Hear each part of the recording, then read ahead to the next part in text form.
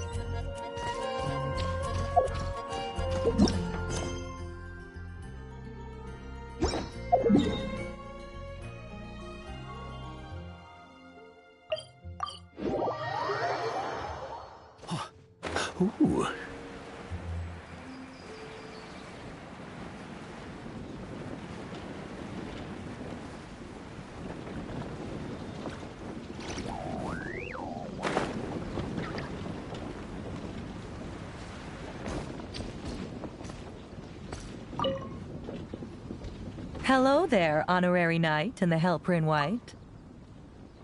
It's so nice to meet you, Honorary Knight and Lady Paimon. Glenfidia, at your service. Looks like you're in a good mood, Hertha. And nice to meet you, Glenfidia. By the looks of things, you're about ready to open? Indeed. Thanks to some help from the Angel's Share and the Cat's Tail, our drink stand is ready to go. Besides all the classics, we also mix cocktails to order, and are currently offering a limited-time delivery service. Cocktails? Do you remember that time we served as bartenders at the Angel's Share? And recently, you've also shown off your skills at the flagship in Knockcry. We sure have come a long way, huh?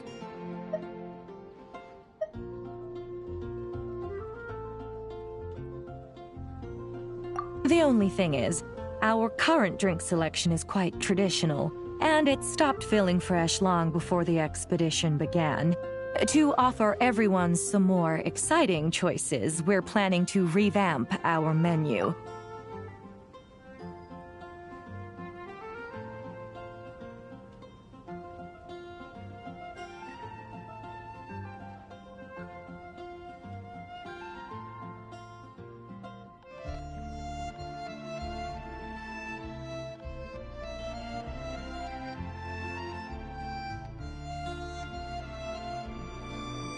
But I need to get back to handling resident requests, and Glenfidia doesn't have much experience mixing drinks. Plus, we've got a whole bunch of outstanding delivery orders on hand. Honorary Knight, if you're free, could you maybe help us out for a while, just until my other squad gets back from the Stormbearer Mountains? You'll be amply compensated, of course, plus double pay for overtime, depending on your performance metrics.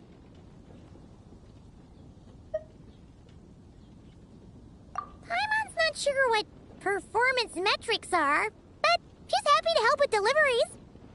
As the best guide into that, Paimon needs to keep up with the changing times. Besides, this'll give her the chance to explore the city and stay up to date with all the recent goings-on. Working with you two is always such a breeze. I'll do my best to support Lady Paimon in any way I can. I'm very skilled when it comes to things like portioning out drinks. All right. Well, if you're ready to, then let's get to work.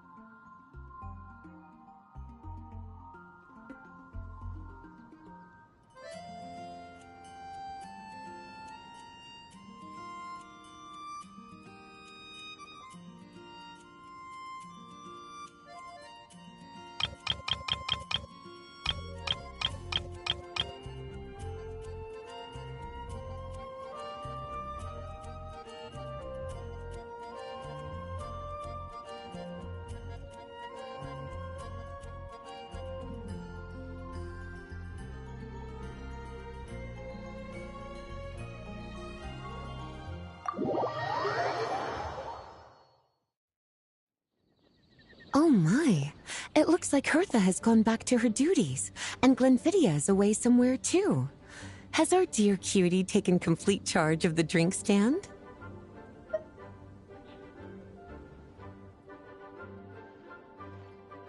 Wonderful. Now I can order without worrying about ending up with one of the logistics company's specials. The type of drink that keeps you awake all night, leaving you no choice but to pass the time working.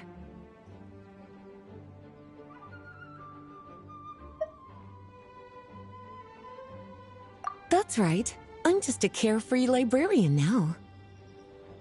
If only there weren't so many people with overdue books, and I didn't have to go door to door to get them back. I would have dropped by to chat with you sooner, and try out your delightful creations, of course. Let me think. I don't really have a favorite drink.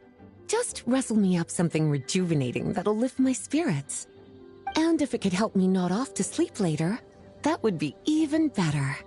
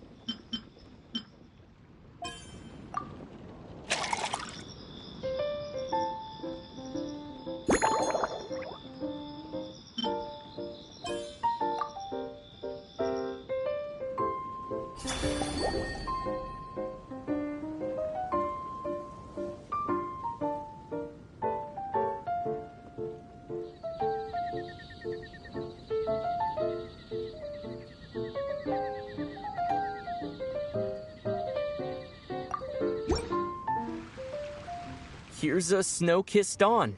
Hope you like it. It's delicious, cutie. Pleasantly tart, sweet, but not cloying, smooth on the palate, with a refreshing aftertaste. If anything, though, I seem to be feeling a little more energetic than I'd like. Perhaps you've unwittingly unraveled Glenfiddia's secret and concocted an even more effective pick-me-up?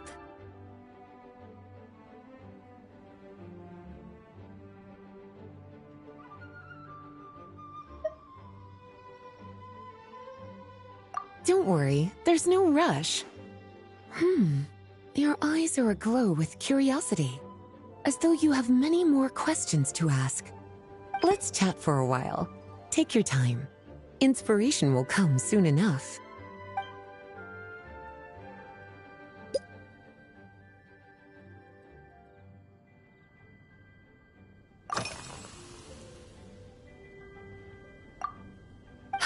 Since you're asking, it's been a bit of an unusual day. There's a chef, fresh out of training in Fontaine, who's recently taken up a position at the Goth Grand Hotel. She borrowed our most valuable book, the Mondstadt Millennial Compendium of Desserts. Apparently, she plans to use dessert-making techniques to improve the taste of various savory dishes. Something about reducing their greasiness.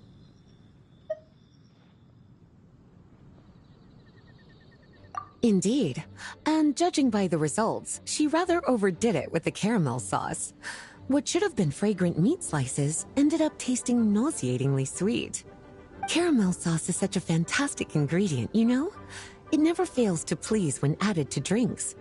Sometimes, I even add a spoonful to my afternoon tea. Improving food, I suppose, isn't always about being as creative as possible.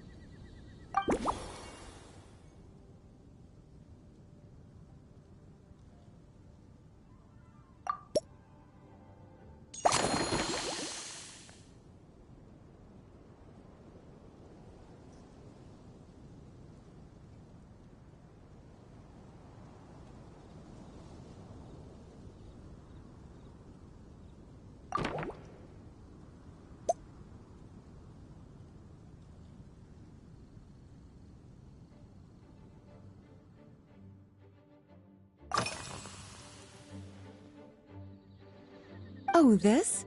That was for another of today's little errands. A large contingent of the expedition team will be returning to Mondstadt soon. They've been away for such a long time, so there's a good chance many of their tastes have changed. Jean asked me to visit some of their families to try and get a better understanding of what new ingredients might satisfy our knights' changing preferences. Well, they've all devoted their blood, sweat, and time to protecting Mondstadt. They deserve some care and respect in return. Based on what I gathered, the most requested ingredient was cacahuatl from Natlan. It seems like our knights have developed a taste for cocoa. In their letters, many of them mention that they rely on cocoa to keep themselves energized. I've tried hot cocoa myself, and I must say, I find it just as effective as coffee when it comes to staying alert.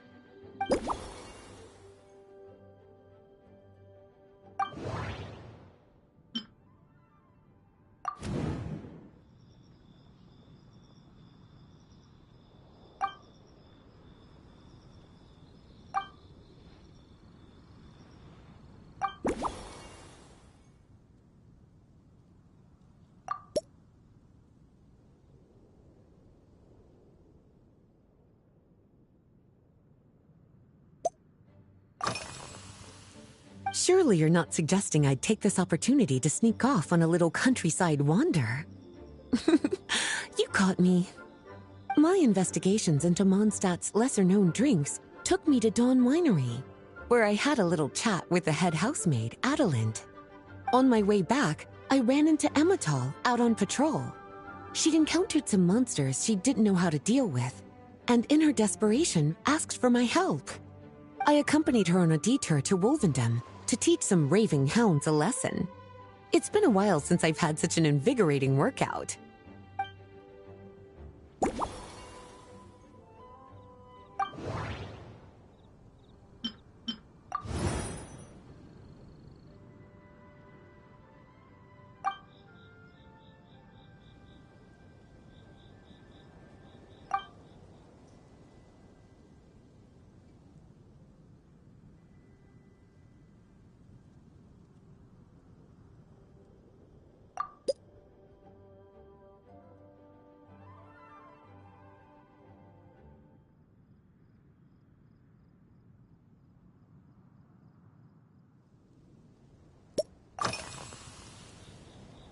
Lately?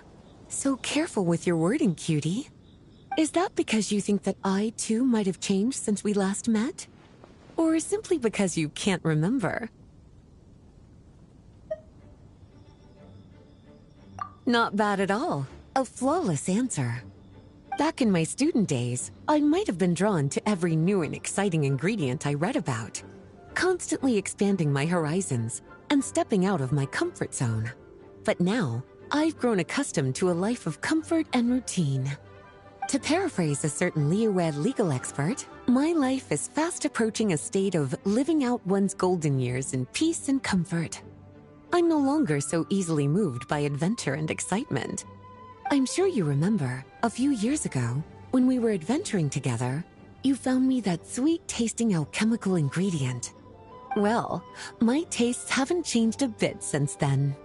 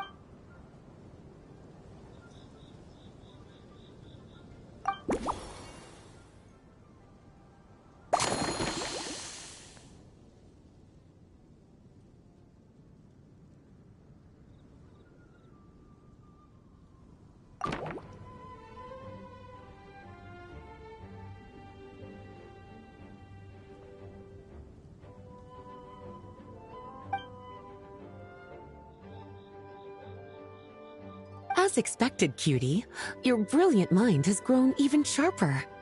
Just a few gentle hints were all you needed to light that special spark of inspiration.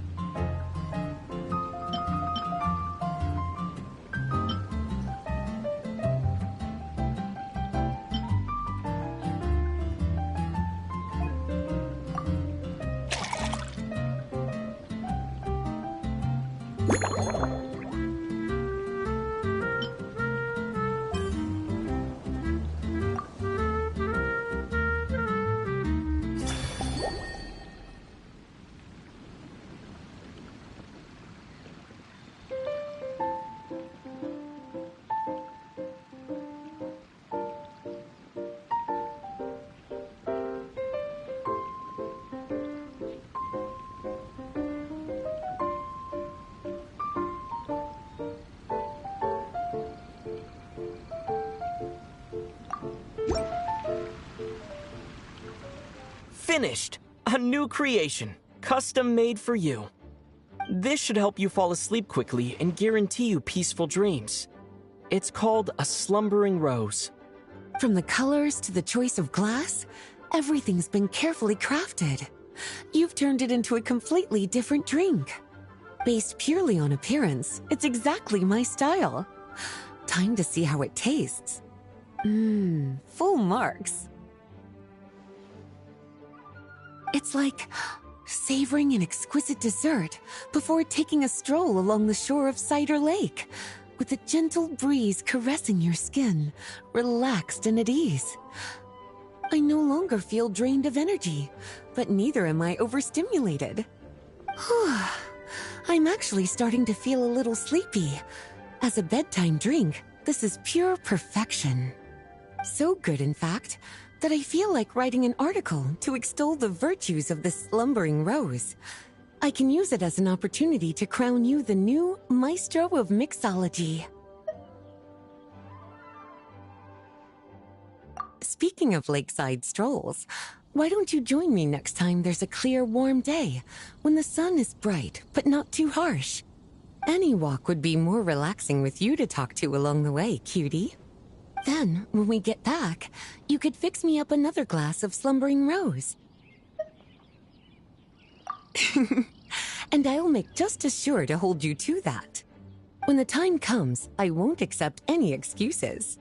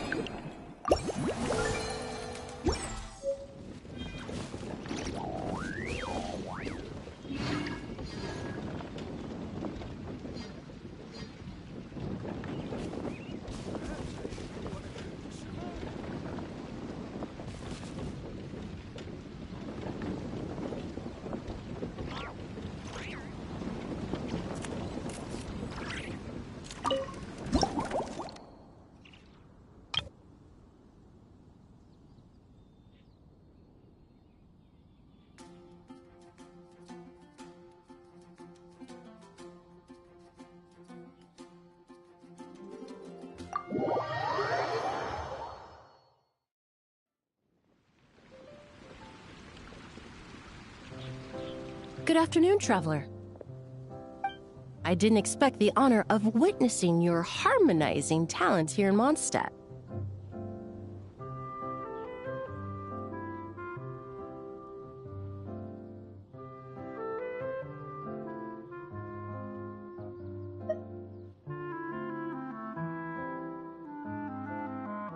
Both, actually. A lady calling herself a mage asked me to come manage her flower shop. At about the same time, the Cat's Tail commissioned me to create a new fragrance for their establishment.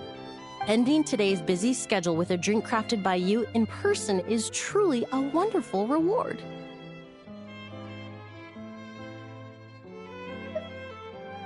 I have faith in your choice.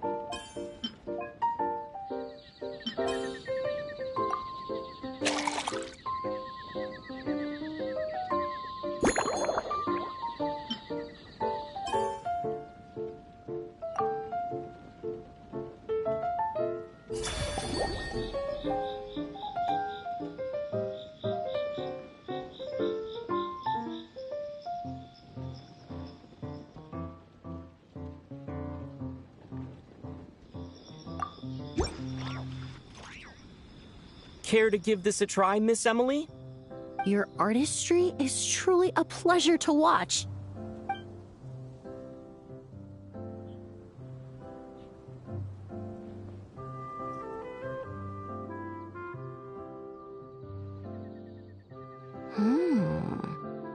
This tastes like a local variant of a Lumiduce Twilight. Am I right? The gentle and elegant taste, with its distinct layers combined with a hint of Mondstadt's characteristic scent, offers quite a welcoming flavor, all the while avoiding potentially discordant aromas. Though in reality, there's no need for you to be so conservative. I have quite a high tolerance for flavors that stray outside the boundaries of conventional wisdom. Your drink was nice, but it would be perfect if you could make one with a little more depth. A cocktail that shows off your unique understanding and enhances my impression of Mondstadt. If you need time to mull things over, perhaps you might find inspiration in a little light conversation?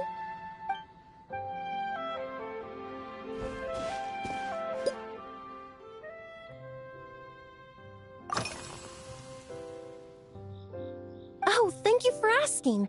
It's been going well, though this trip to Mondstadt has presented some unexpected challenges. When I first got here, I was relying on a copy of An Overview of Aromatic Substances and the Human Senses to identify promising local ingredients from the Mondstadt region. To my surprise, my trial fragrance, which used Valberry as the primary note, proved far too sweet in the context of a tavern, relaxing people so much that they ended up feeling drowsy. The bartender with the beautiful ears, for instance, fell asleep right at the bar.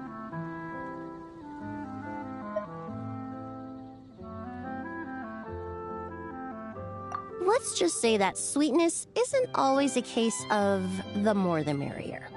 Maintaining an appropriate balance is beneficial for both body and mind.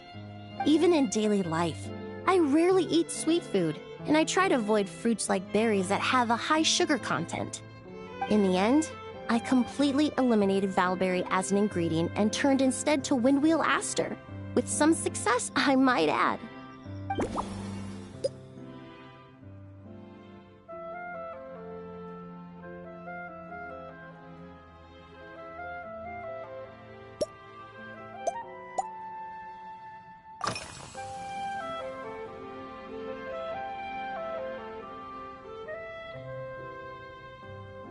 They're part of my reward from the flower shop owner. Important ingredients for making perfumes. Thanks to these, I was able to complete my commission for the cat's tail.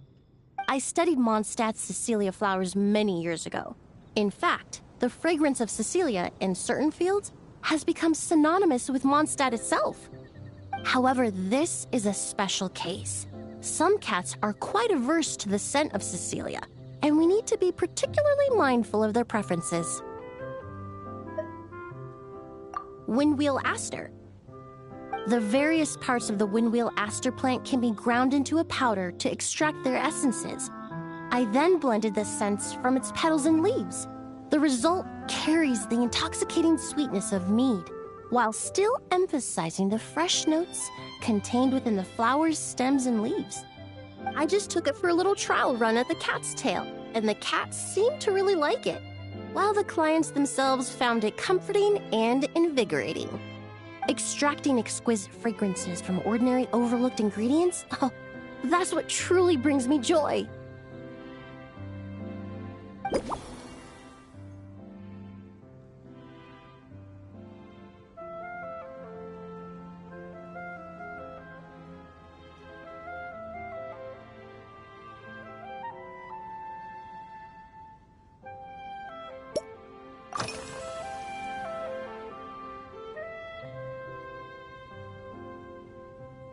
Usually, after work, my friends from the Maison Gardiennage sometimes treat me to a few drinks. I usually stick to fruit tea. That way I can get straight back to work after our gatherings. If it's before a holiday and my friends are in high spirits, I sometimes order a small glass of sparkling fruit wine. There was an officer named Terena who used to treat me to aged Corte wine. But since she was transferred to the Special Security and Surveillance Patrol, we haven't had the chance.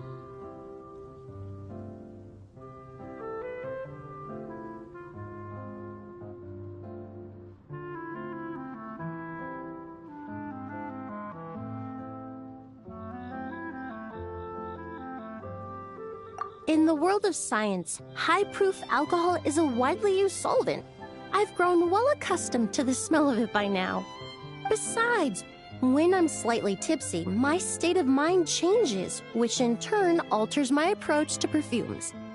It doesn't matter if the result is good or bad, it's all about trying something new. So I don't mind drinks with just a little bit of alcohol, but I don't like anything too strong.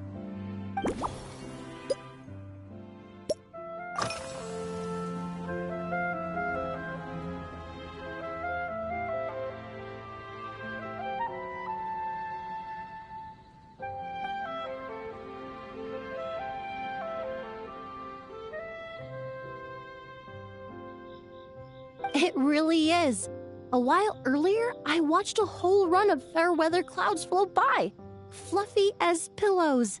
It's not overly humid either, and the wind is gentle too. In such conditions, one's sense of smell is heightened, but not to an excessive degree.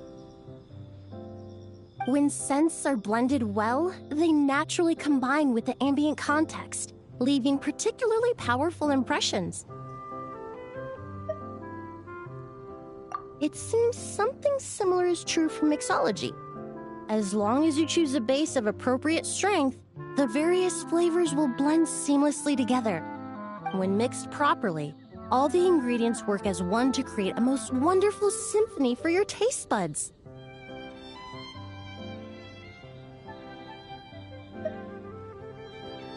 Yes, that's it. Now I think about it, layering distinct flavors doesn't really suit my personal preferences.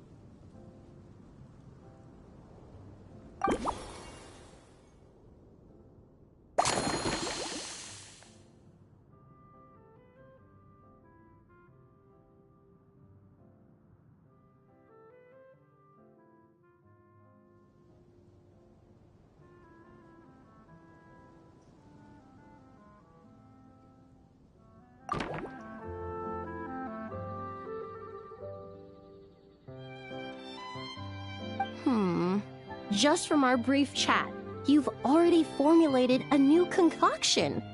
Perhaps you possess a natural talent for this kind of creative work.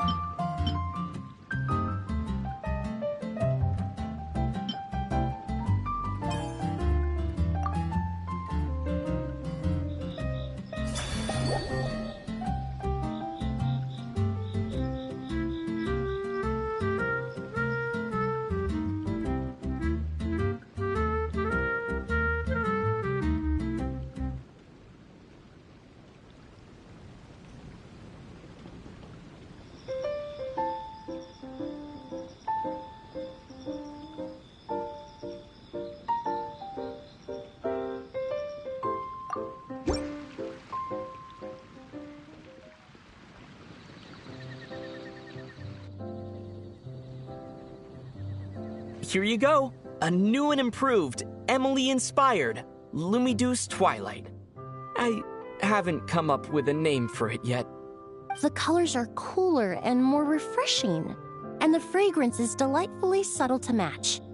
Are these bright specks on the surface the crushed petals and leaves of windwheel asters? I'm sure it must taste wonderful. Let me try.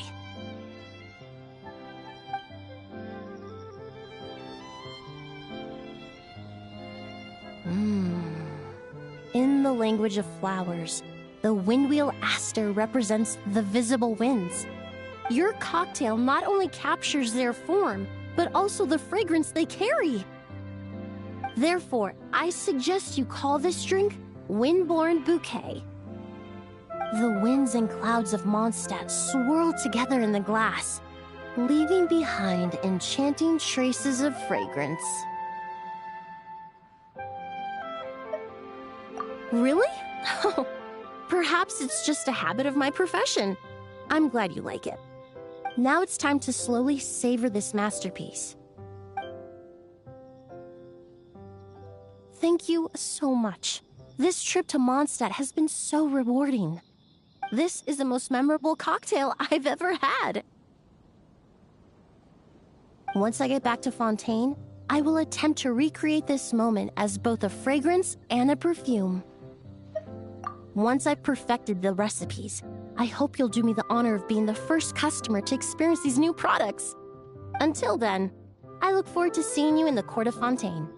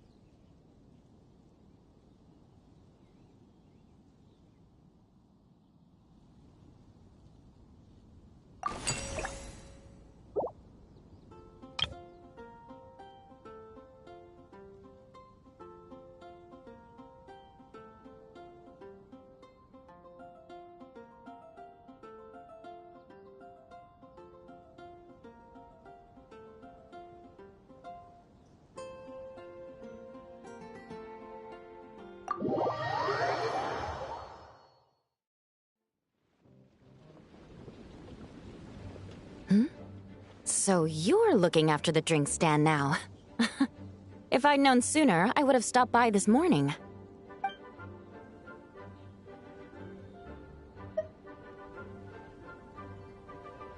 I've got to say, I'm getting curious. I've heard a lot about your mixology skills. I wonder what kinds of drinks you can mix with the ingredients Glenfiddia has prepared. I don't have much of a choice. It's just one thing after another right now. First off, the Knights of Favonia's annual combat assessment is coming up. And this year, the standards are higher than ever. As the captain of the reconnaissance company, I have to lead by example. At the very least, I need to rank as one of the top 3 captains in the practical portion.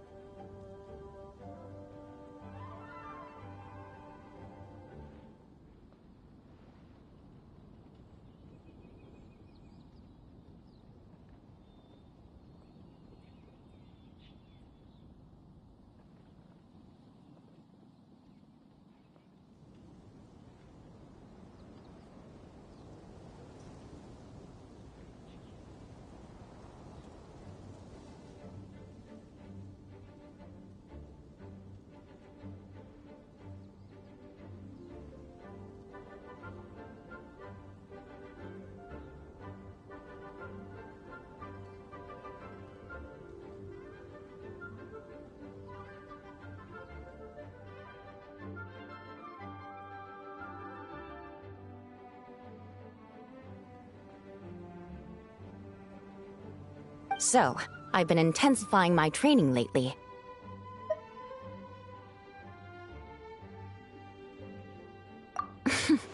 Being a descendant of sinners means I have to work hard to maintain my position.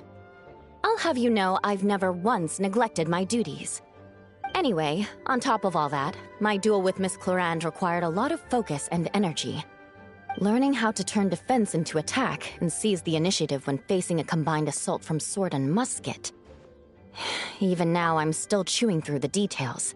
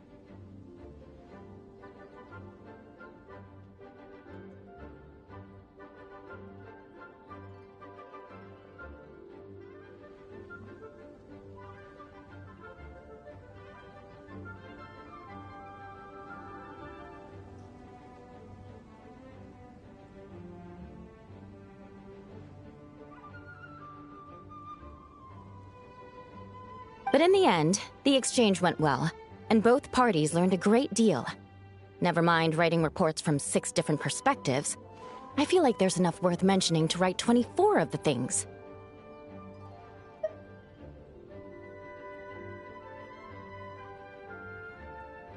Oh, I sure could. Anything that'll perk me up would be welcome. I'll leave the details to you.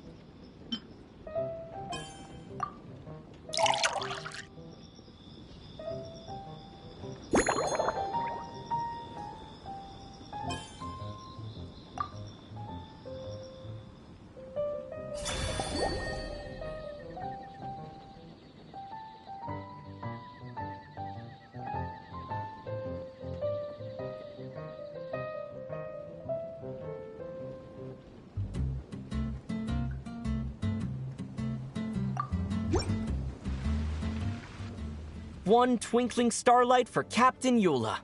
Hope you like it. Judging by your confident tone, I'm certain I will. Well then, I'll make sure to savor this thoroughly.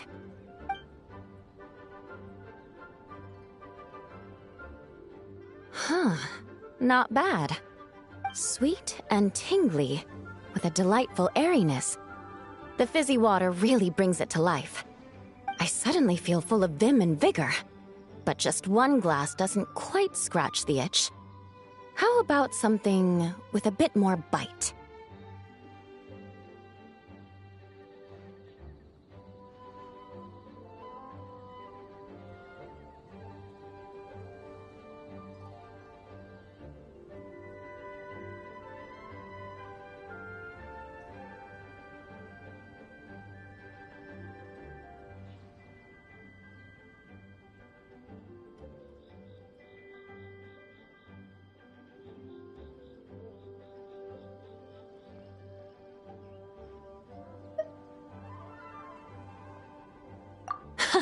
Don't hold back. You don't need to worry about putting me on the floor with nothing but a couple of drinks.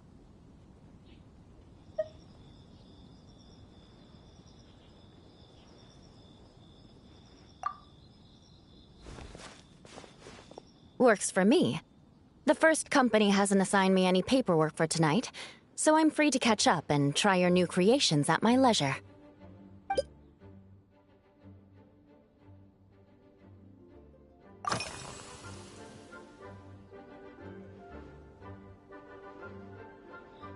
That's right.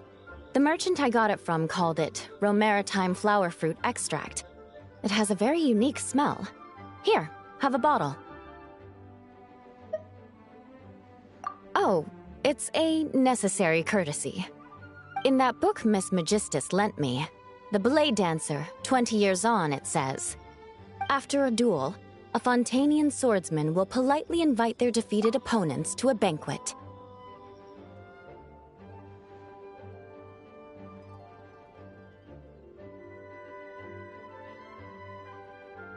To properly play host to Miss Clorinde, I searched for quite some time to locate a rare goods merchant in Dorman Port who sold this juice.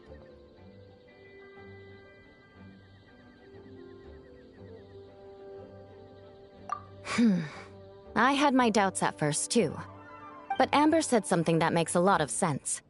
She said that even if this custom doesn't really exist, following it still shows I've made an effort to understand Fontaine's cultural heritage.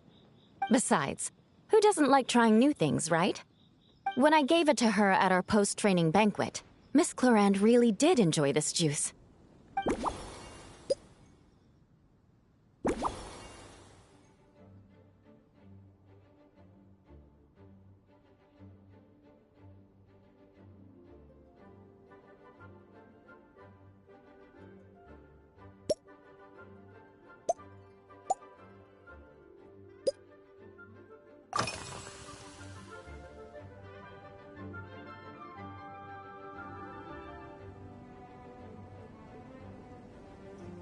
Yes, I have. For a while, the situation there was difficult. A gang of outlaw engineers was messing about with some sort of mechanism control technology, attempting to manipulate ruin graders so they could rob merchant caravans. To make matters worse, several veteran knights who had been stationed at Dorman Port were transferred to my squad, and they weren't happy to be taking orders from that Lawrence girl. Leading them on this mission was quite eventful. It took 3 weeks of stealth operations in the snow, with no fires to keep us warm, before we finally located the enemy's stronghold. Those veteran knights faced the bitter cold and were almost taken down by the enemy's smuggled battle mechs. Fortunately, the battle went our way, and they had no choice but to acknowledge my abilities. Me? I'm completely fine. But thank you for your concern. It was mentally tiring for sure, but fortunately, the operation wore them down far more than it did me. They won't be questioning my authority again anytime soon. If any new recruits try to make my life difficult, I'll just have my veterans give them a few friendly pointers. I guess you could call them a permanent solution, huh?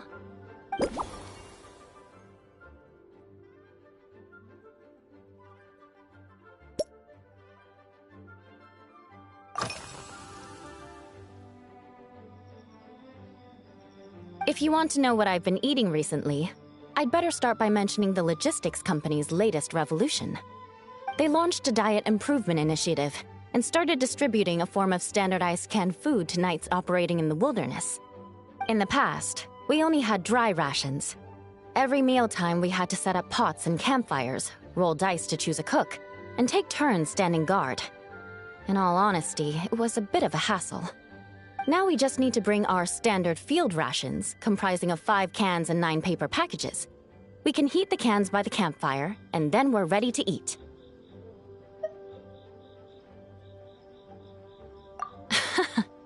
You did say, sounds like, right? Our canned food supplier has quite the stellar reputation, and their regular meals are indeed quite good.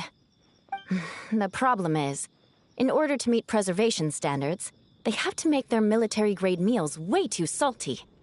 The vice captain of the 5th Company, who has a somewhat dry sense of humor, went so far as to say, "This food's bad enough to bring down the wrath of Li Yue's stove god."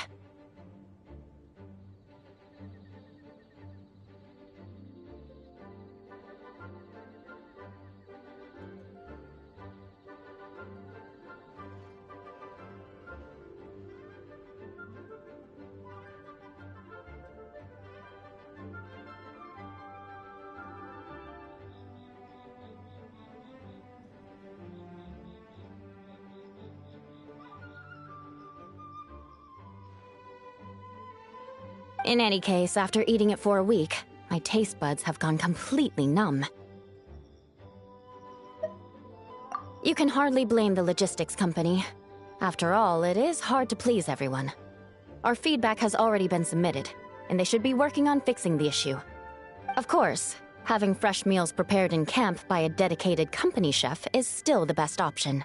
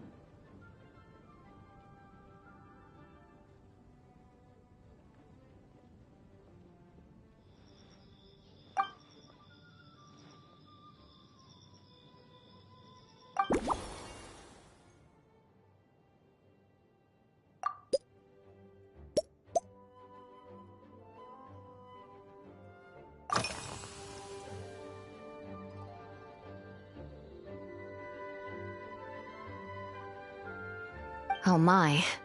To be honest, before we crossed swords, I was feeling eager, but also a little nervous. Miss Cloran's combat style comes from the mysterious Marechaussee hunters. In the library, there are some old Fontanian newspapers from hundreds of years ago that give some idea of how formidable an organization it was.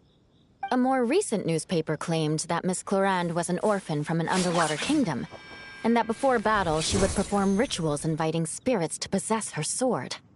Certainly, from my own experiences, Miss Cloran's abilities more than match those descriptions.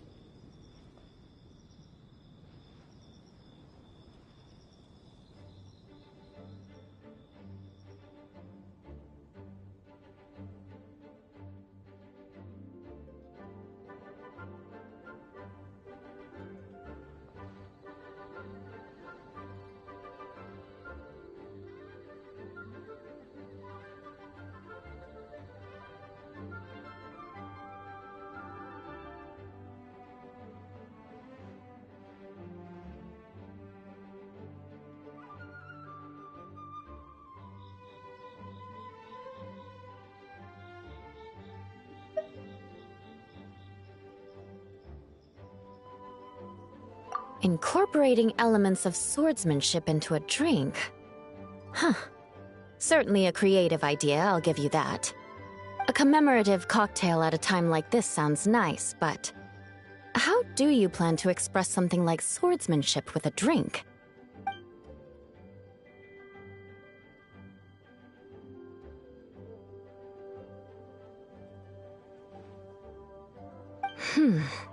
That definitely matches the description I read in that book.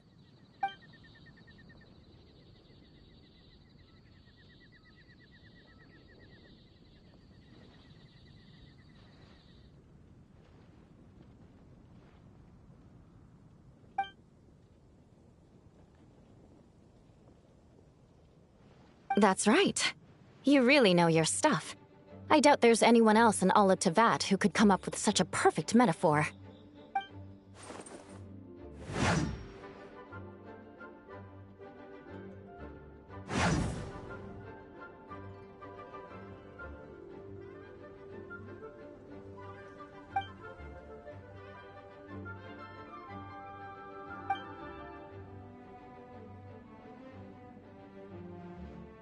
There's no need to make it sound so fancy.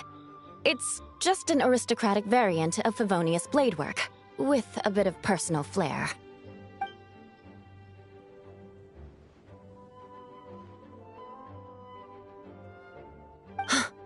Firewater. In recent years, firewaters gained popularity the world over, following in the wake of prosperous Snezhnayan merchants. These days, almost every tavern has a signature drink that uses it as a base. You really are good. Why don't we try replacing the fruit wine with firewater? As for the alcohol content, that's not a problem. Plenty of the expedition team may have drunk themselves senseless with firewater. But me, I'm full of confidence.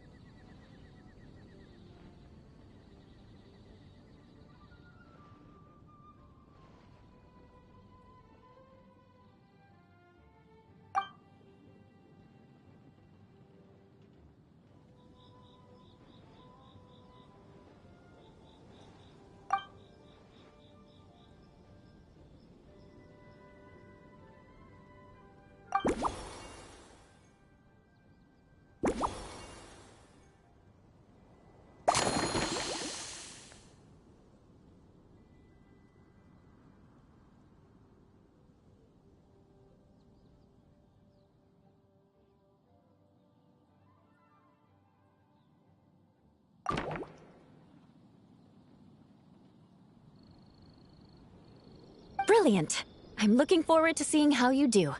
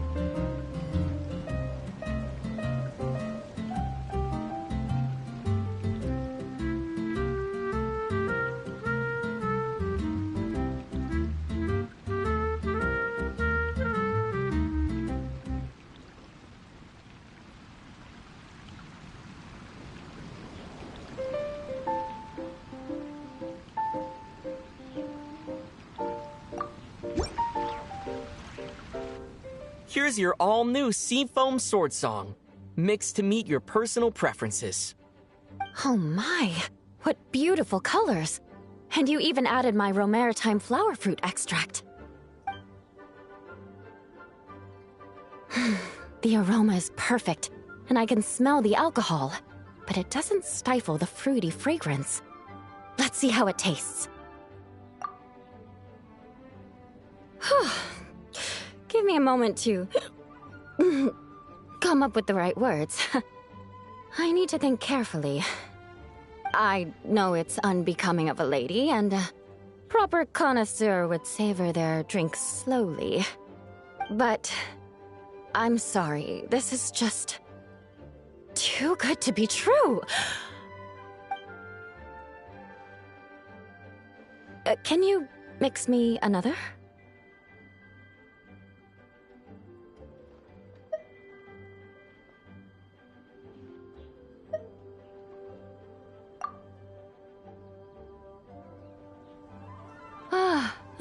Oh, no, what was I going to say?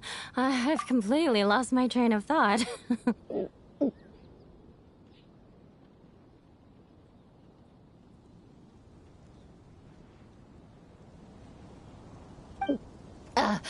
Whatever. I feel fantastic.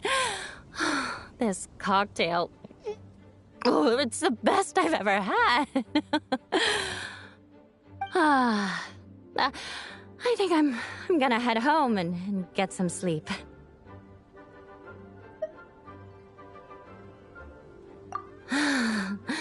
Don't worry about me. This is the happiest tipsy I've been in years. I'm still far from being drunk. By the time I've written up those reports for my exchange with Miss Clarend, I'll have been on duty for 3 months straight. Jean. The acting grandmaster. Isn't it about time she gave me some time off? I won't be forgetting this injustice in a hurry. You mark my words.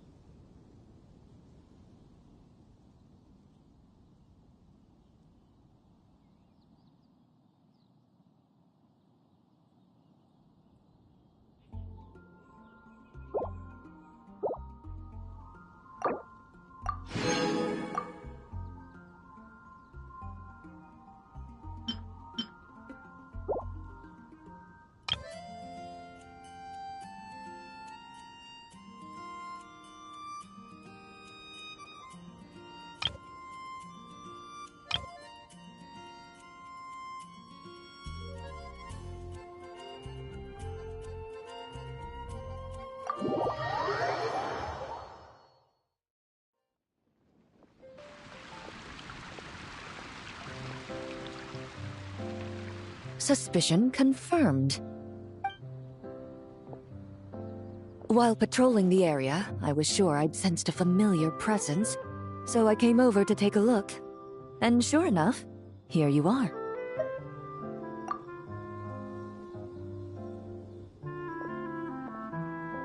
If Miss Charlotte were to see you like this, I'm guessing she'd take 100 pictures and write up a report. Sword-wielding traveler's secret side hustle. Exclusive cocktails from Tevat's Explorer Extraordinaire. You'd make the front pages of every major newspaper. And there'd be crowds of Fontanian tourists flocking to your drink stand, causing gridlock on the streets of Mondstadt.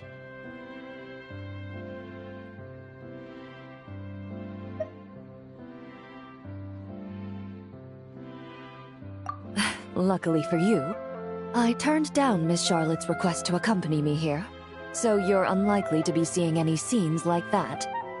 Let's quietly celebrate this moment of peace. And on that note, I'd like a caramel glaze. That look on your face tells me you have a lot of questions you want to ask. Calm and effortless. I'm shocked to learn you're a real pro at this sort of thing.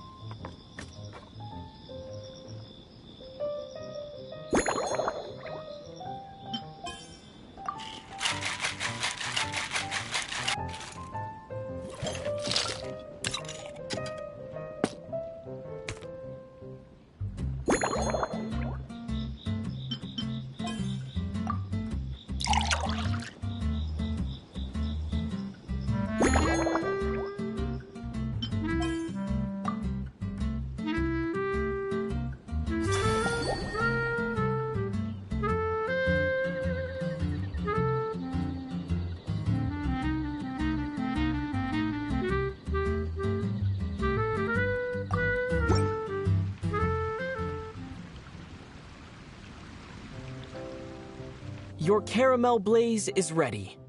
Try not to drink it all in one go. It sure lives up to its name. The color reminds me of a raging fire, while that aroma really hits you head on.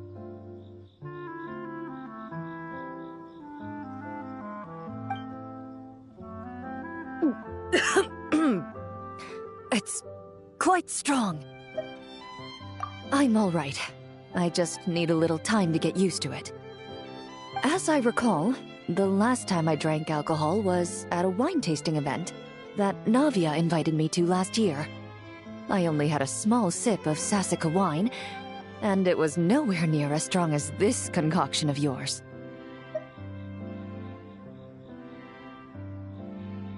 From a purely rational perspective, alcohol can cause dizziness and impair one's ability to work, so it's best avoided altogether. But when Miss Farina saw me off at the docks, she mentioned that Mondstadt is the land of wine and poetry.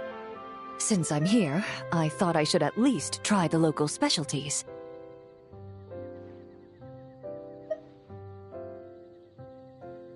In fact, Captain Eula, whom I sparred with earlier, has quite the refined taste for fine wine. She even gifted me a bottle of Romaritime flower fruit extract, which is no longer produced in Fontaine, and can now only be found overseas. Out of the utmost respect for her skills, I feel compelled to deepen my knowledge of Mondstadt's wines.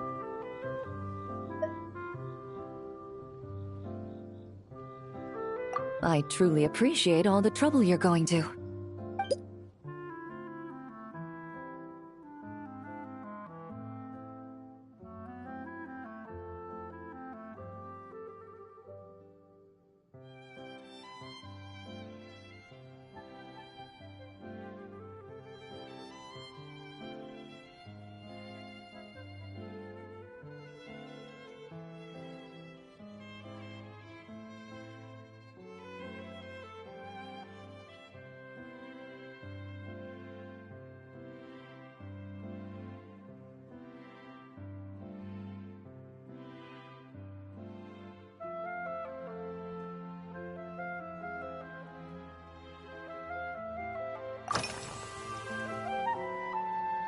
Huh? Does that mean she's already finished her commission? Well, she's certainly efficient.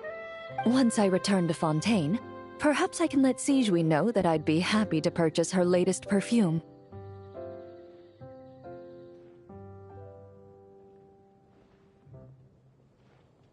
I'm not sure I'd say that. On my way to Mondstadt, we happened to take the same boat. Naturally, we got to chatting. I've often heard Sigewinne praise her work. After conversing with her on the journey over, I must say, she is indeed a rare and refined individual. She's gentle and composed, yet keeps others at a distance. Perhaps it's due to her profession. I find this approach ideal. It allows one to maintain a lasting sense of inner peace.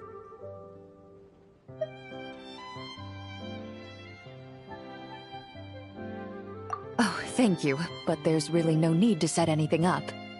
Our work rarely intersects, and our social circles hardly make for a Venn diagram, if you know what I mean. Best to just let things take their natural course.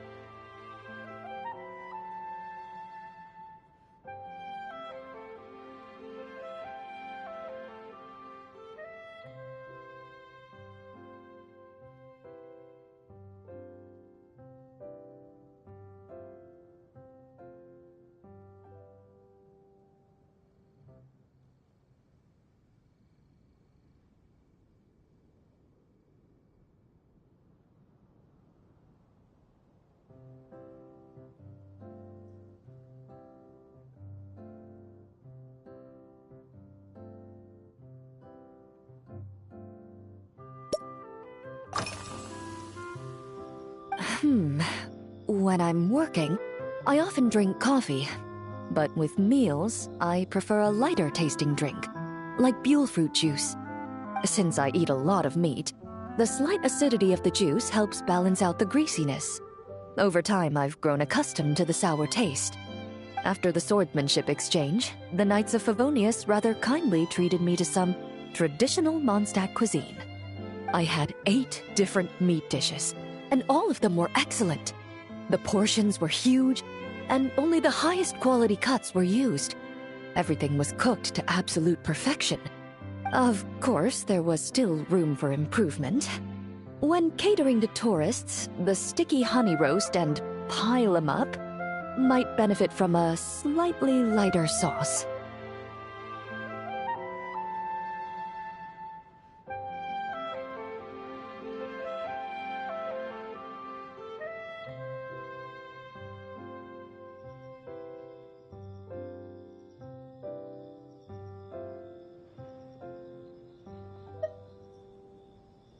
I've certainly tried all the red meat dishes. I think I've had enough calories to sustain 3 days of vigorous work, so I've had to decline all subsequent dining invitations. To be honest, I can still taste the grease.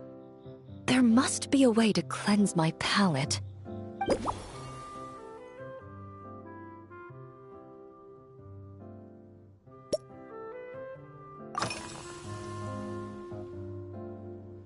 Indeed it is. The knights codenamed Hazelnut 3 and Hazelnut 5 gave me this crest. I must say, it's exquisite. They told me the design has only just been finalized. Apparently, it's only presented to important guests. They said they're making a badge for you, too, but it hasn't been finished yet.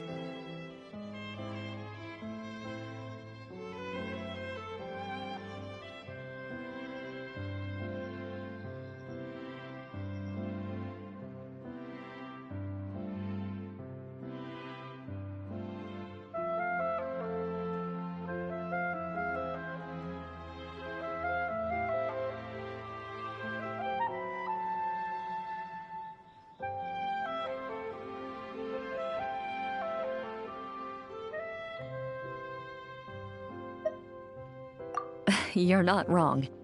I guess it's similar to how I can't remember the name of every clerk in the Palais Mermonia. But I'm certain you'll get to know them in time. They're clearly seasoned veterans. Even though they work desk jobs, they still turn up in full armor. After handling my affairs, they headed to the tavern for a gathering, saying they wanted to continue last night's duel and determine who had the highest alcohol tolerance. Drinking barrels of beer the night before, yet being able to work with clear minds the next day. Whew.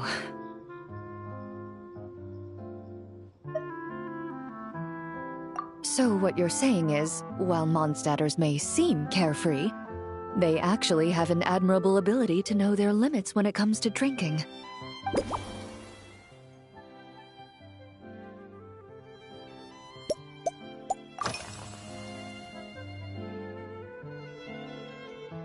I've seen a little.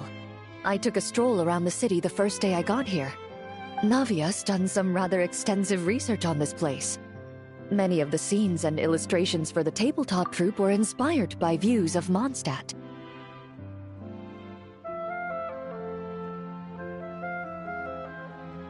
However, the way she describes the atmosphere in her world building is quite different from the real Mondstadt. The deepest impression I've got since arriving here is one of swords and shields. Perhaps because I've mostly just visited the blacksmith and the training grounds. Recently, the newer weapons and armor produced in Mondstadt have been created using a completely different heat treatment process from those in Fontaine, with a higher carbon content in the surface layer. While this has slightly reduced their overall toughness, their impact resistance has greatly improved. These newer weapons give off a smell like overbrewed coffee. Perhaps it's because that scent gave me such a positive first impression. You see, Fontaine's signature metalwork is often coated with a protective agent that contains Marcotte. Over time, the faint fragrance becomes overly sweet. And for some reason, it makes my teeth feel funny. I don't imagine the scent of Mondstadt's swords and shields would cause the same level of irritation.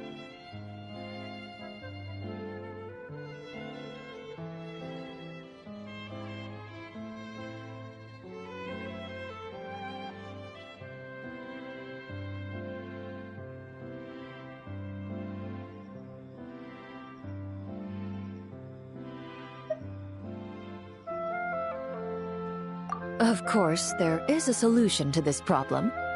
The next time you find yourself in Fontaine, there's another protective agent I can recommend. One that's as neutral as water, without any excess fragrance. If you also dislike being bombarded with sweetness, this protective agent should suit you well.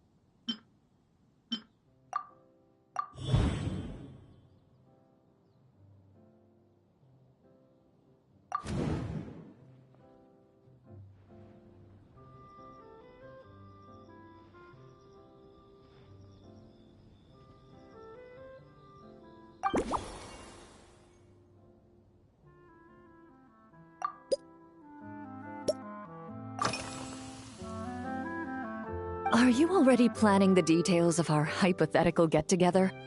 Based on my previous experiences with alcohol, I guess my tolerance is similar to Emily's. Fruit liqueur is probably my limit.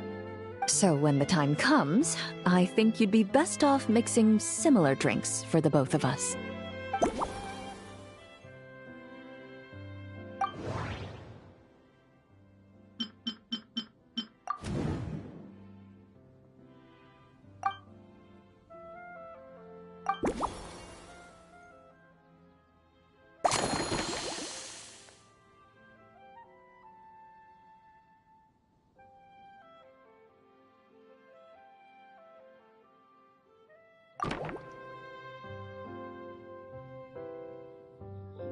All right, I'll make sure I'm mentally prepared. Even if it's still a bit strong, I'll do my best to finish it.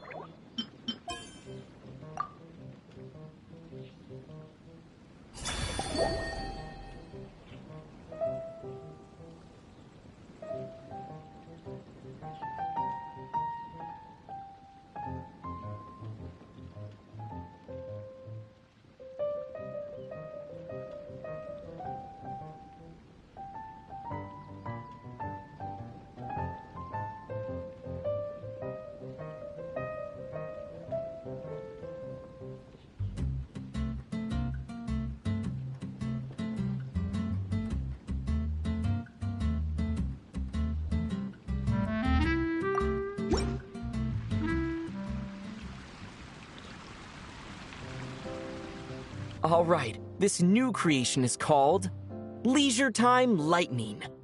A cocktail made exclusively for champion duelists. Enjoy.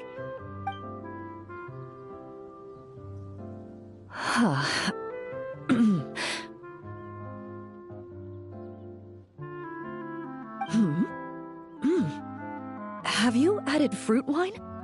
It tastes wonderful. This is ideal for me.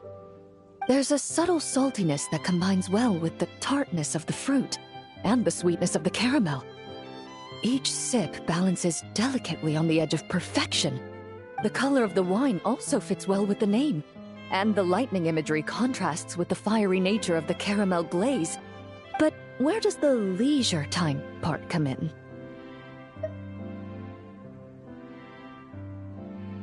I see. That certainly matches the impression this cocktail gives me. Its unique aroma and taste will hold a special place in my memories of Mondstadt. Do you think, if the chance were to present itself, you'd be interested in mixing drinks somewhere else? A cafe, for instance, or the Hotel de Boer? Mostly for Navia and Miss Farina's sake. Though obviously I'd be more than happy to try more of your masterpieces myself.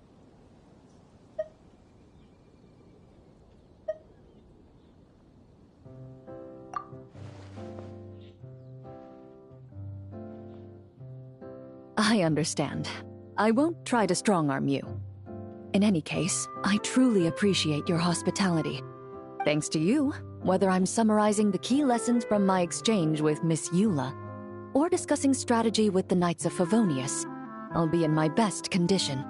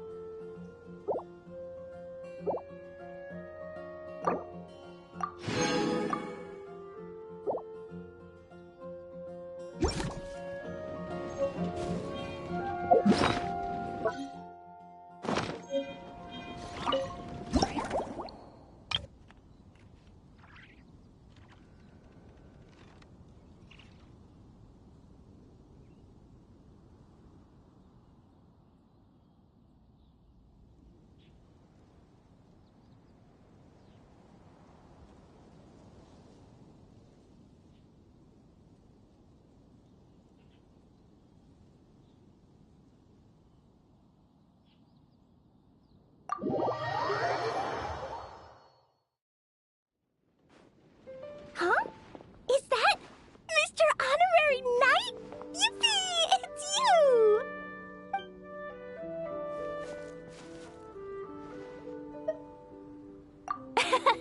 Auntie Eula told Klee that Miss Hertha had found someone amazing to help out. Seeing you here, Mr. Honorary Knight, Klee knows this must be the best drink stand in all of Teyvat.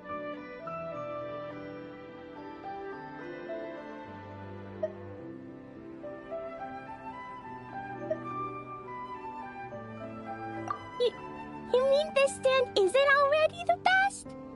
Well, out of all the drink stands Clee's ever visited, Mr. Honorary Knight's is easily the best. And no matter what drinks Mr. Honorary Knight makes, Clee will definitely think they're yummy. Oh, you want me to be mean? But Clee could never be mean to you. Let me think. I know! I'll pretend to be Albedo! Whenever Albedo reviews Timaeus' work, his face goes super serious, and Clee can hear every word he says.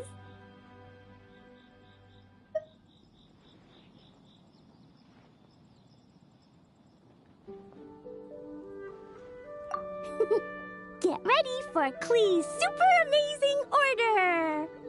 These past few days, I've been having such a blast with Mom all day long! It's been so much fun! Even being sent to solitary confinement couldn't wipe the smile off my face. So, Clee wants to order a fair weather frolic. Anything like a bright sunny day will definitely put Clee in a super duper mood.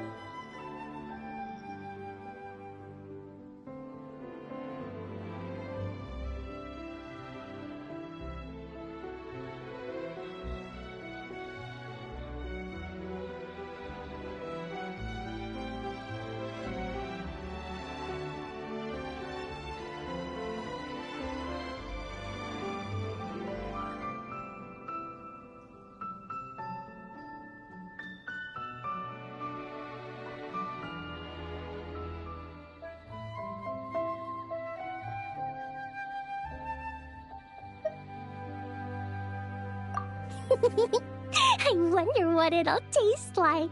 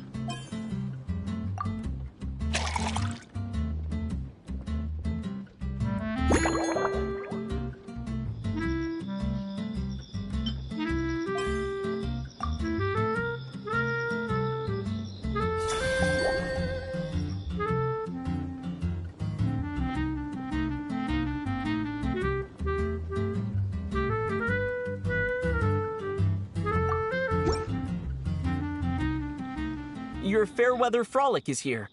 Go on, give it a try. Wow! So, a Fairweather Frolic is this color? Purple sky. Is it supposed to be a bright, shiny night?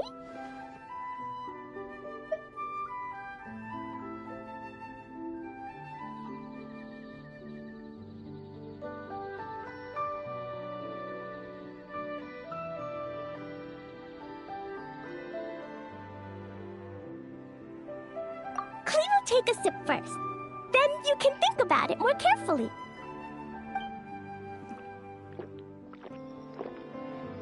Ah, finished. Yummy! Both sweet and sour. If Clee drank this while eating grilled fish, I could definitely gobble down 2, or 3, or 4, or even 5! But one drink isn't enough. Clee wants to try a drink that tastes like cake.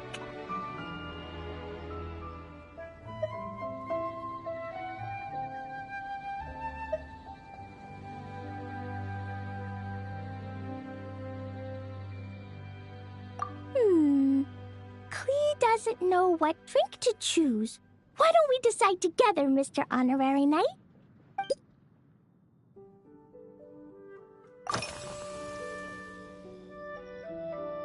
3 square meals? Klee often eats 5 meals a day, sometimes even 7. Adventuring takes a lot of energy, and if I eat too much at once, I can't run so well. So, it's better to eat lots of smaller meals. Albedo used to prepare all Klee's meals, and my lunchbox was always arranged so neatly, just like a pretty painting. When Albedo's busy at Dragonspine, Klee goes to eat with the other Knights of Favonius. Kaya's camp is usually the neatest, while Amber sometimes camps in the trees. It's so much fun. Oh, and Auntie Hertha makes the best food. When my mom comes back, there'll be even more yummy food to eat. There's this one dish where she takes loads of different fish and makes them into little pudding cubes. It's called rainbow fish jelly. Her Chocogo Crunchy Slices are fantastic, too. It's her newest creation made with chocolate and cookies. They're a little bitter, but they're crunchy. They smell scrumptious, and they have a really sweet aftertaste. Whenever I eat them, I feel so full of energy. Next time, Klee will have to bring some for you to try.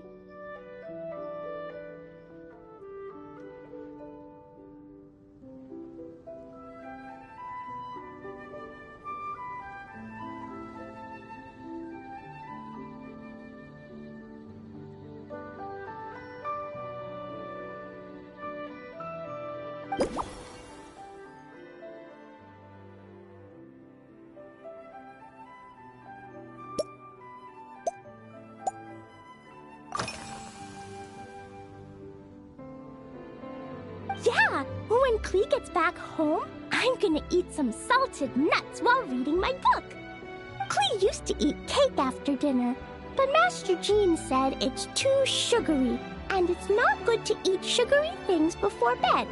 Apparently, it makes you chubby and gives you toothaches.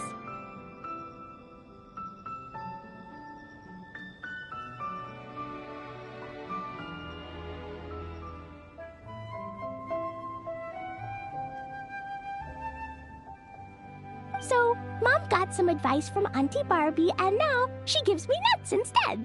She says they help my brain remember things better. Nuts don't have much flavor.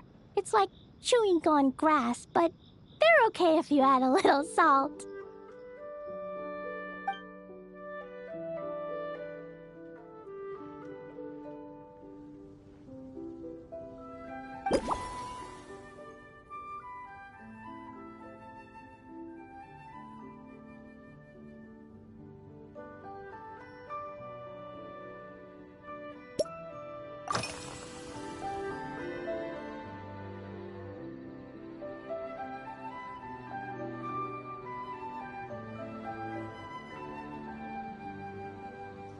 This stuff? Mom taught me how to make it using the alchemy bench. A dash of sugar, then a lot more sugar, then some flowers from Mom's friend in Fontaine, star honey from Auntie Barbie, and finally, some magical jam from Auntie Tavia.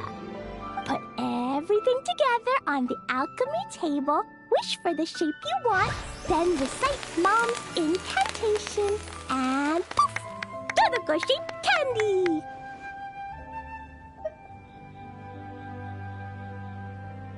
Klee can give you some Dodoco candy too if you want. And if you really like them, I can even teach you my mom's incantation. That way, you can make your own candy whenever you want.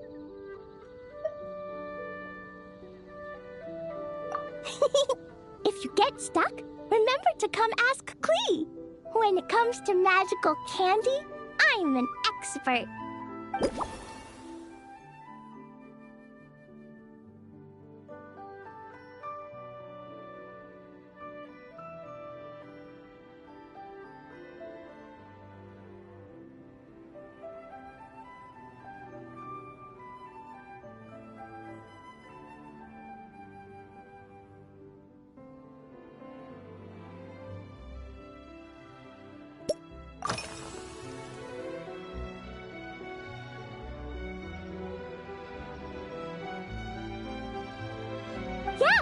Mom gave me an amazing book recently. She said I have to read one chapter every night, learn something useful, and then go to bed early.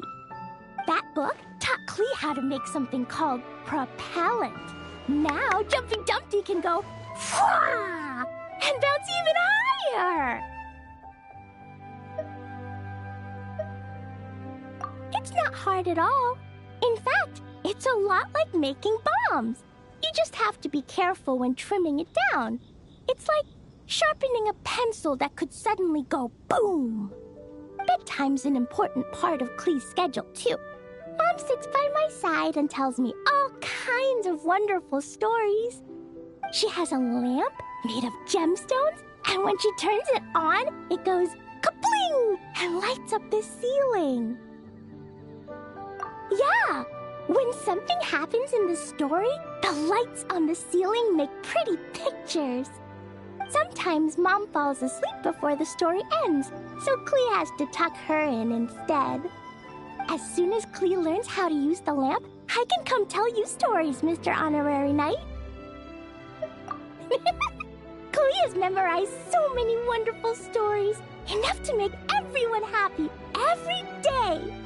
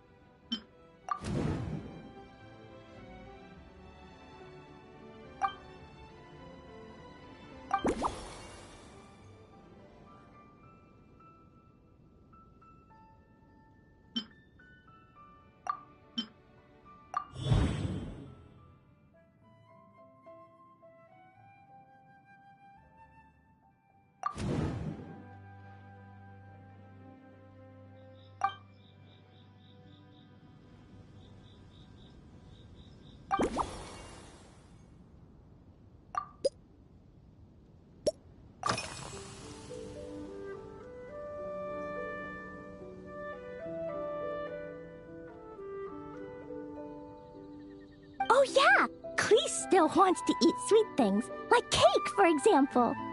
Maybe we could just go easy on the cream? Or add more fruit? Oh, right! That friend of Mom's who's always wearing glasses gave her a big bag of Fontanian Buell fruit. They're so round and rolly. Klee ate a whole bunch of those, and they were super sweet. But Master Jean said it was okay, because sweet fruit isn't the same as sweet sugar. So if Klee really has to eat nuts, maybe I can just soak them in some fruit juice first?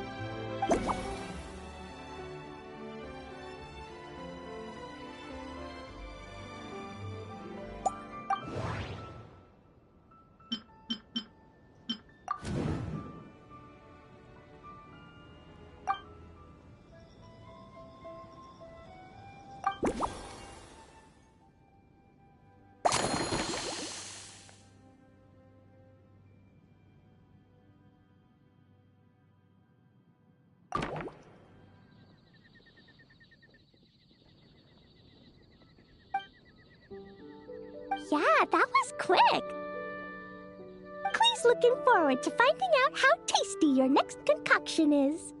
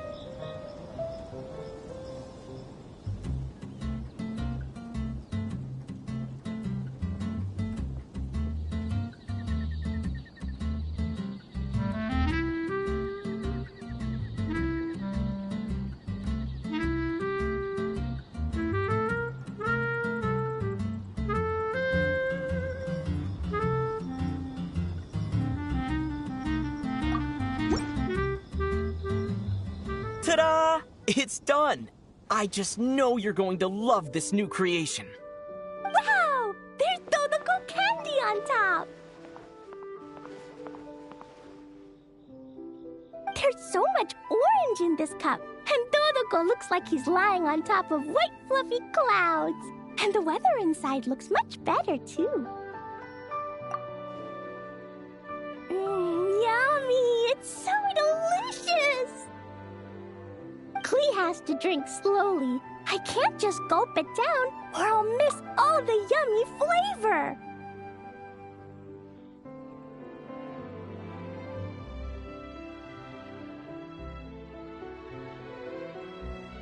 Mr. Honorary Knight, this is amazing! It's like you mixed sunshine with juice!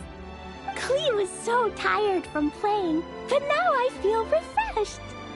And warm. And peaceful. Oh. You're the best, Mr. Honorary Knight. Really? Let me think. When the weather's nice and Dodoko's happy, Dodoko will want to sing, right? And when Dodoko sings, Klee wants to sing too. So, let's call it Dodoko's Duet. Thank you! And thanks for making such a yummy drink for Klee. Klee's gonna go tell Mom that the best drink in Mondstadt right now is Dodoko's Duet. Klee's gonna write down Mom's incantation and give you a copy, Mr. Honorary Knight. Then you should learn magic too, so you can make all the candies you want. See you next time!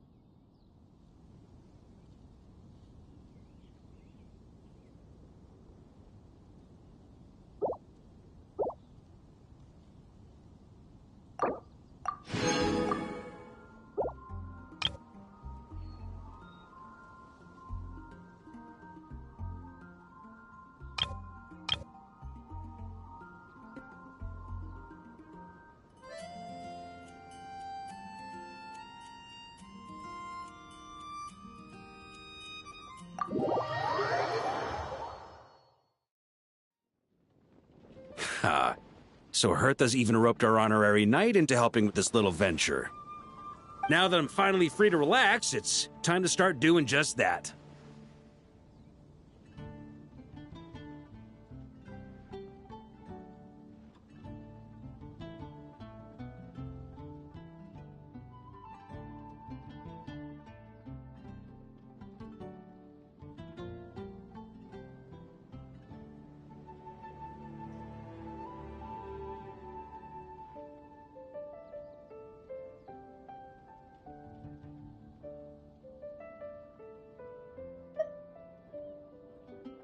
Can't wait to see your skills in action.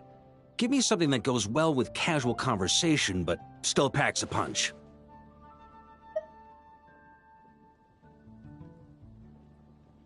Of course they don't clash. A drink that packs a punch means you have to drink it slowly. And if you want to chat, then it has to go down smooth. So, something with a sweet aftertaste. A conversational connoisseur requires the perfect balance. The most suitable choice on this menu would be the Thorny Lake. It's a drink with a real kick that you can find in almost every bar.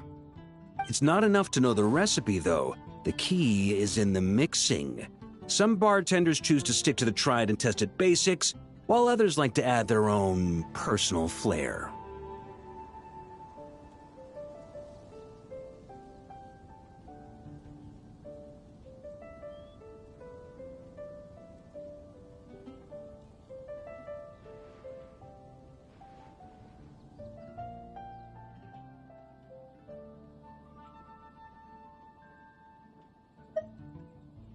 That's the spirit. Now, show me what you've got.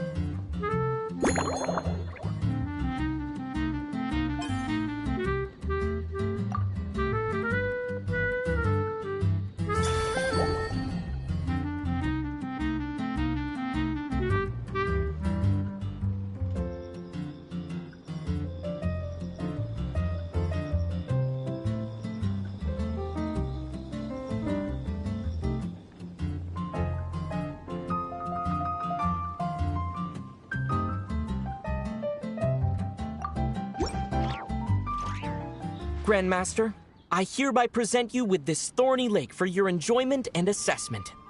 Well, the color and aroma are certainly on point. But as for the balance of flavors, I'll just have to taste it and find out.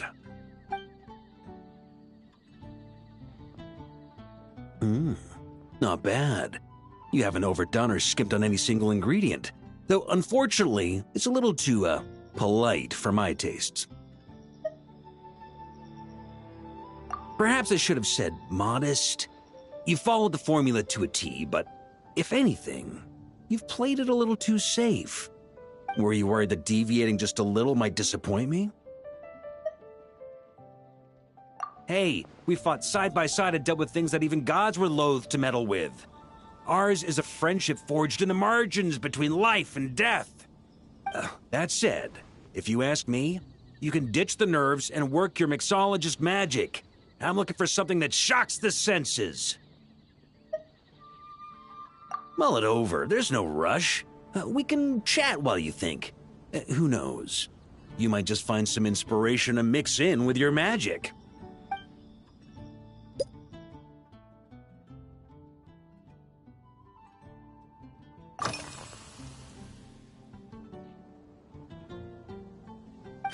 Ha!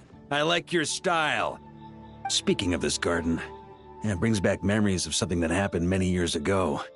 When I was young, I like to find ruined guards to test my fighting skills, both armed and unarmed. Once, I failed to take down a stray missile, and it ended up destroying a watchtower on the city walls. As punishment, I had to run 50 laps around the city, repair the watchtower, and help rebuild the shattered walls in this garden.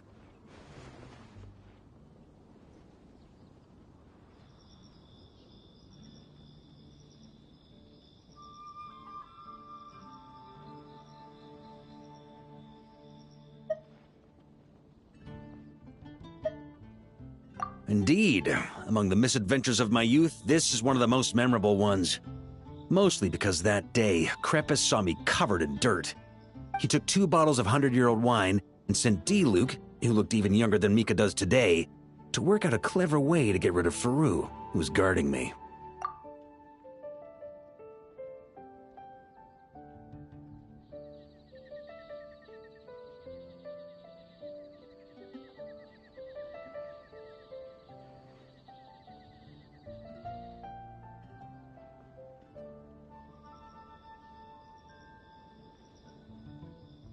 It was so hot that day, I could swear I was about to pass out.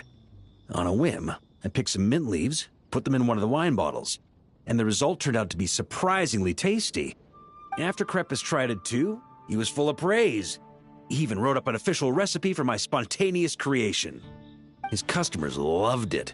Several summers passed, and Krepus kept writing letters about giving me a share of the profits, as though I could possibly accept. Yes, good old Krepus. Faru retired years ago, but he still gives me a stern stare every time we meet. He's a stubborn one. D-Luke, who replaced him, and then Kaya, who took over later, both performed impeccably. Changing times will always belong to the youth.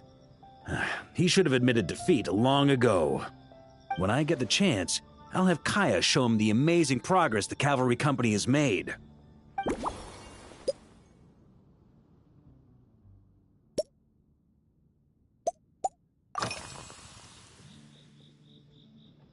Well, let me think. I guess you could say it lacks impact. Even when following the same recipe, the techniques used to mix different ingredients can affect the taste. Sometimes, deliberately creating layers between spirits can bring out the different waves as each one hits the taste buds in sequence. In this regard, too, you've taken quite a tentative approach. Why not be a little bolder? Ha ha ha. You catch on quickly. No need to explain further.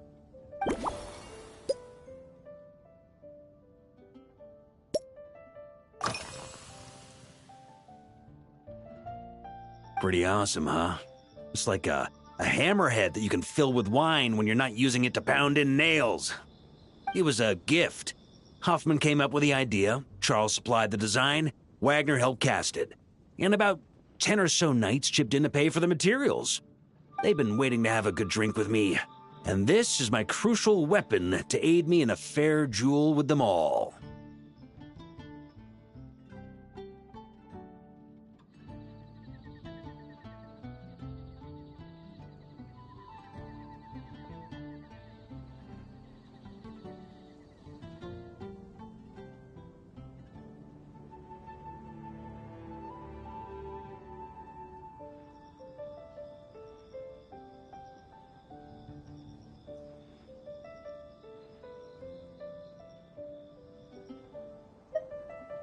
I'm the Grand Master, after all.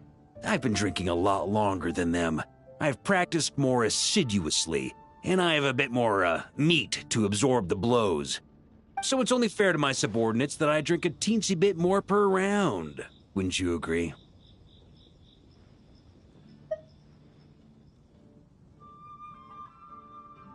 Of course, some of them have been training as long as I have, and those ones won't be getting any special treatment. Take Hazelnut 3 and Hazelnut 5, for example. Both were skilled warriors who helped me deal with Eric back in the day. Nowadays, I have them helping Jean with miscellaneous duties. At today's after-work cooldown, they insisted on trying to keep pace. In the end, they lost our game of darts and ended up passed out on the floor. I've already told Jean that I won't be approving their leave request for tomorrow, no matter what.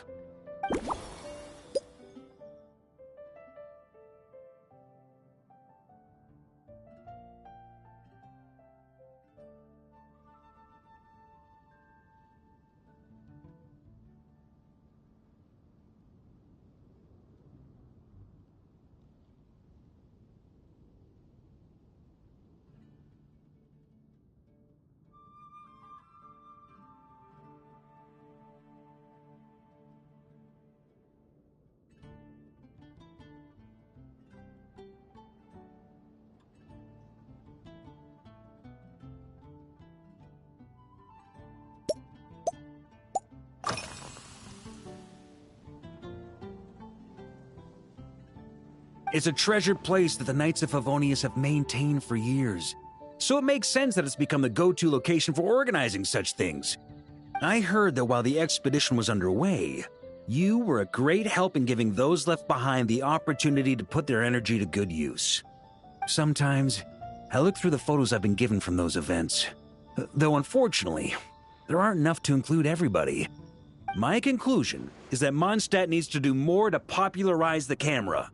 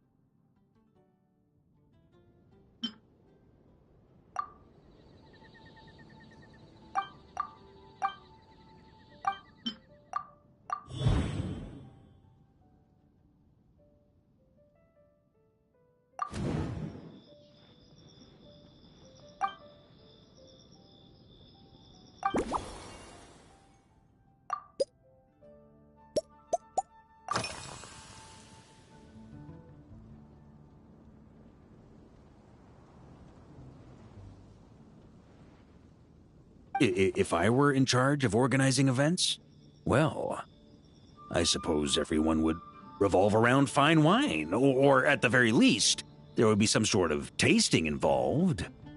For example, we could go all in on this drink stand and open it to the whole city, with every company of the Knights selecting one or more mixologists to compete against each other. It's only a thought. Can't let things get too out of hand. If I were to actually throw a grand banquet, Jean would come after me with her sword drawn. Even Frederica would launch a punitive expedition. While in Notcry, we had a rule that knights must never get drunk while at their posts. Otherwise, it could lead to dereliction of duty, with serious consequences. Exactly. As expedition members return to their companies, my hope is that this rule will gradually spread to everyone in Mondstadt too. Just like firewater and Smedina, these Notcry delicacies have made their way into Mondstadt's households and become part of people's daily lives.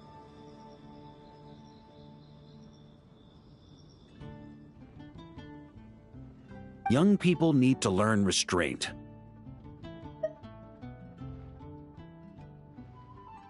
At the end of the day, no one should be biting off more than they can chew. Unless it's someone near my level, they shouldn't even be thinking about enjoying a light buzz when they've still got work to do. Most people would just end up a whole lot drunker than they'd like. You should come practice with me on weekends. Trust me, once I've drunk them under the table, they'll be swearing off wine for a whole week.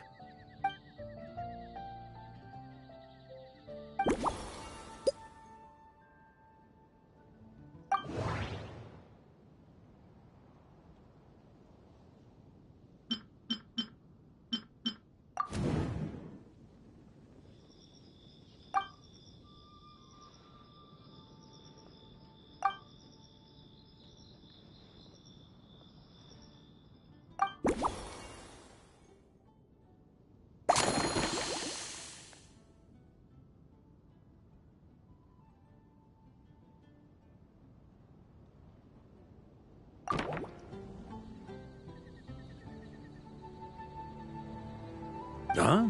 Oh, feel free. Whatever you're about to do, I've got a feeling I've hit the jackpot.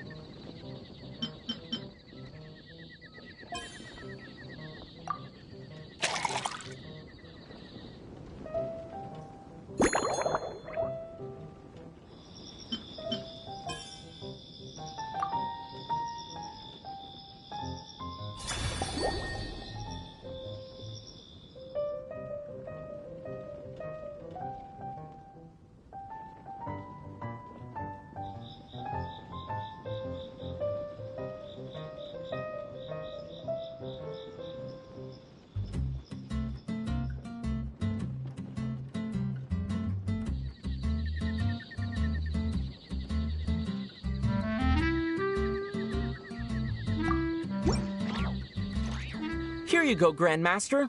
A cocktail just for you. I guarantee you won't find this one too polite. Such a spirited drink. How did you make this?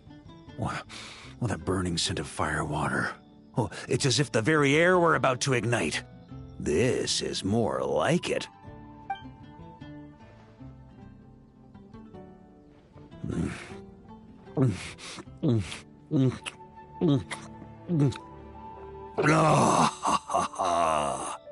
Perfection. It's clear that once you let go of your inhibitions, your talents really shine through. That first hint of mint is like a cooling feint that masks the firewater underneath. By the time the sweetness dissipates, the firewater is already slipped in behind your guard, ready to deliver a powerful strike of intense flavor. Oh, it's exactly the impact I was hoping for.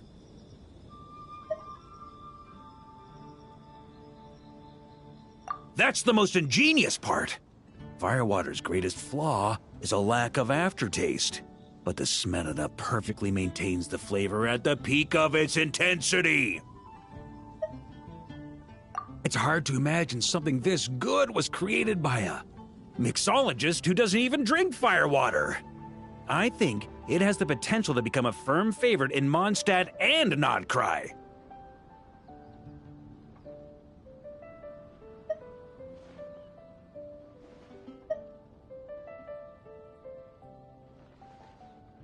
Iron Wolf. Oh, perfect. It's elegant, yet wild. Only you could come up with such a fitting name. Oh, I have an idea. Why don't we name our Knights of Favonius' drink stand after you? Let's call it the Honorary Knights Cocktail Shack. No time to waste. I'll go have a word with Glenfidia right away.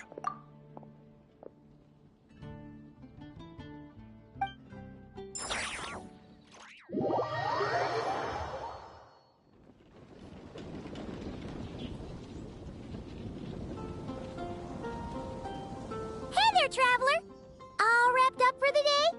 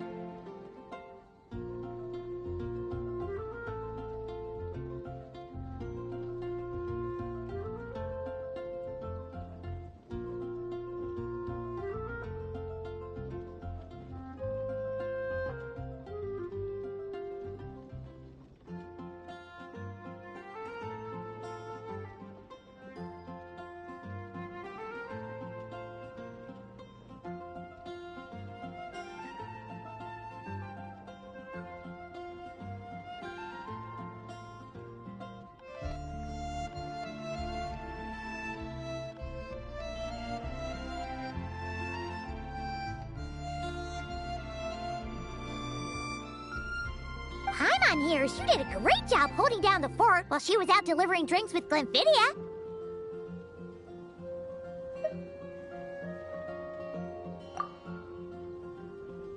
Whatever the reason, the Honorary Knight is clearly one of the most talented mixologists in Mondstadt. Considering how short a time he's been doing this, I believe that someday he has the potential to give the legendary bartender at the Cat's Tail a run for her money. I fully support your decision, Grandmaster. The Honorary Knight has really put in the hard yards. The drink stand will remain open for a little while longer to provide a proper welcome to our returning expedition members. Then, once we locate suitable premises, we also plan to look at operating a permanent service.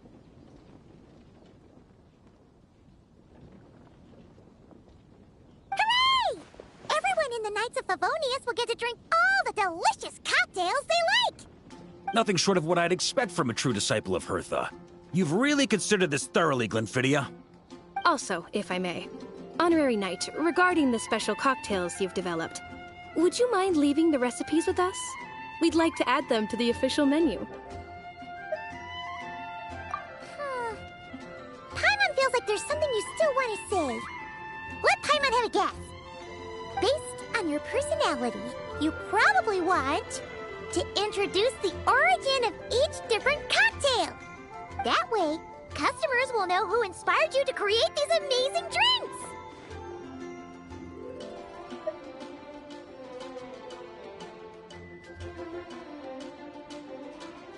No problem at all. If you need, I can even have someone draft the paperwork on your behalf to secure you the rights to these new recipes. I hope when we recruit some new bartenders, they'll be able to learn from your incredible skills. Even if they can't quite match your work, if they could be 2/3 as good, that would still make them industry leaders.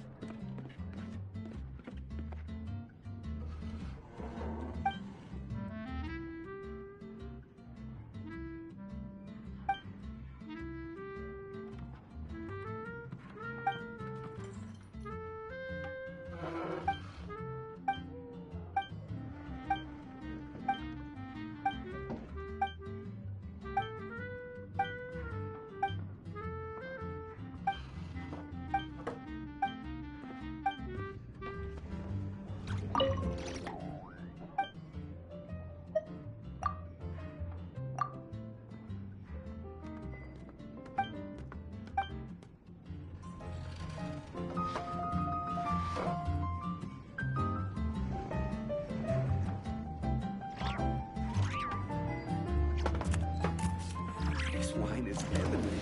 Hey! God, drink some more!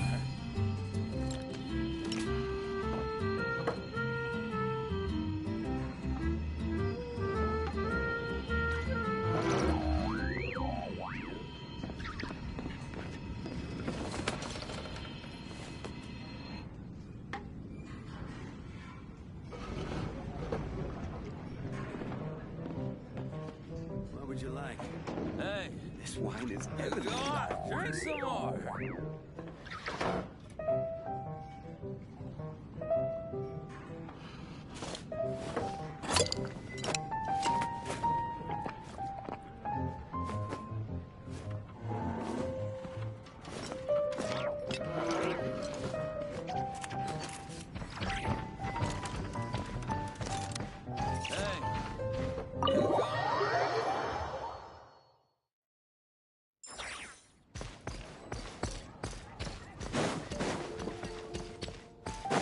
On me!